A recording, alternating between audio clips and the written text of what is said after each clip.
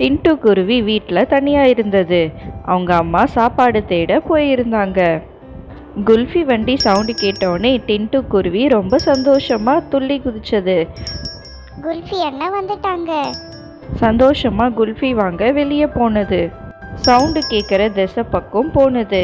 குல்ஃபி என்ன நில்லுங்க, எனக்கு ஒரு குல்ஃபி கொடுங்க அண்ணா. நான் காசு கொடுத்தா தான் குல்ஃபி கொடுப்பேன். உங்ககிட்ட காசு இருக்கா? இல்லையே அண்ணா. சரி, நீ வீட்டுக்கு போய் காசு கொண்டு வா, நான் உனக்கு குல்ஃபி தரேன்.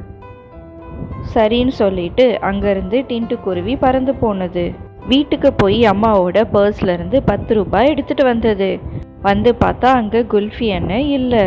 டின்ட்டு குருவிக்கு ரொம்ப தூரமா அந்த பெல் சவுண்ட் கேட்டது.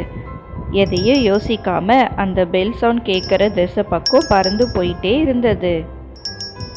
ரொம்ப தூரம் போய் பார்த்த பிறகும் அந்த குல்ஃபி அண்ணன் இல்லாதனால குருவி ரொம்பவே கோவப்பட்டது. ரொம்பவோ களைப்பாவோ ஆனது.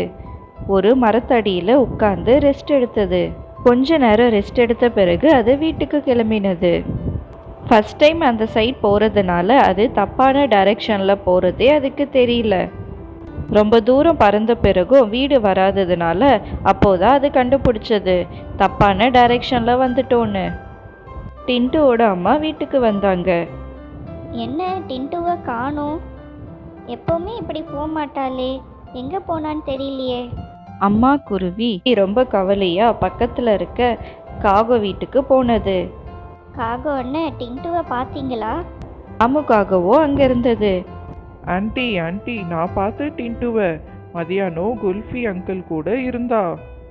ஆனால் குல்ஃபி அண்ணன் எப்போவோ வீட்டுக்கு போயிட்டாங்களே, ஏன் டின்ட்டு வீட்டுக்கு வரல? எனக்கும் ஒன்றுமே புரியல. சரி, நான் போய் குல்ஃபி அண்ணன் வீட்டில் போய் பார்த்துட்டு வரேன். ரொம்ப வேகமாக குல்ஃபி அண்ணன் வீட்டுக்கு போனது. அண்ணன் நீங்கள் டின்ட்டுவை பார்த்தீங்களா?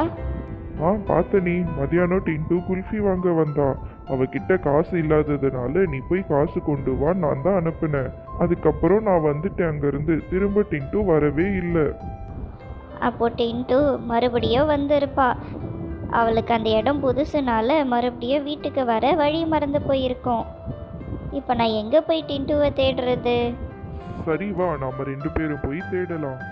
நீ அந்த சைட் போய் பாரு, நான் இந்த சைட் போய் பார்க்குறேன். 2 பேரும் டின்ட்டுவை தேடி அலைஞ்சாங்க.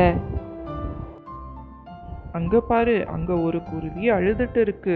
ஒருவேளை அது வீட்டுக்கு போக வழி மறந்துருக்கும். வா, நாம போய் அதை பிடிக்கலாம். 2 கெட்ட ஆந்தையும் குருவி கிட்ட போனது. யார் நீ? என்ன பண்ற இங்க? நான் என் வீட்டுக்கு போகிற வழியை மறந்துட்டேன். தெரியாமல் இந்த சைடு வந்துட்டேன். இப்போ எப்படி என் வீட்டுக்கு போகிறதுன்னு தெரியல அப்படின்னு அழுதுட்டே சொன்னது டின்ட்டு. இதை கேட்ட உடனே டின்ட்டு குருவியை அந்த ஆந்தை பிடிச்சது. பின்னாடி இருந்து வேகமா அந்த குல்ஃபி அண்ணன் வந்தாரு. விடு, இவ என் பொண்ணு, விடு அவளை. 2 பேரும் பயந்து அங்கிருந்து ஓடி போனாங்க. குல்ஃபி என்ன, நான் உங்கள் பின்னாடியே காசு கொண்டு வந்தேன். நீங்கள் அதுக்குள்ளே அங்கேருந்து போயிட்டீங்க. நான் திரும்ப வீட்டுக்கு போகலான்னு பார்த்தா நான் இந்த சைடு வந்துட்டேன். எனக்கு இப்போ எப்படி என் வீட்டுக்கு போகிறதுனே தெரியல.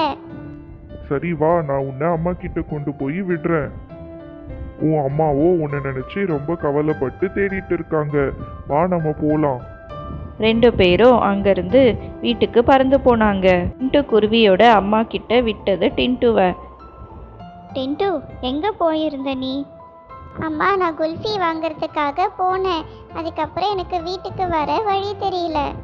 அம்மா அப்பா இல்லாதப்போ வீட்டை விட்டு வெளியே போகக்கூடாதுன்னு உனக்கு எத்தனை வாட்டி நான் சொல்லியிருக்கேன். இனிமே இது மாதிரி பண்ண மாட்டேம்மா. சரி வா, வீட்டுக்கு போகலாம். 2 பேரும் ரொம்ப சந்தோஷமா வீட்டுக்கு போனாங்க. இந்த கதை உங்களுக்கு பிடிச்சிருந்தா மறக்காம சேனலை சப்ஸ்கிரைப் பண்ணுங்க. பாய்.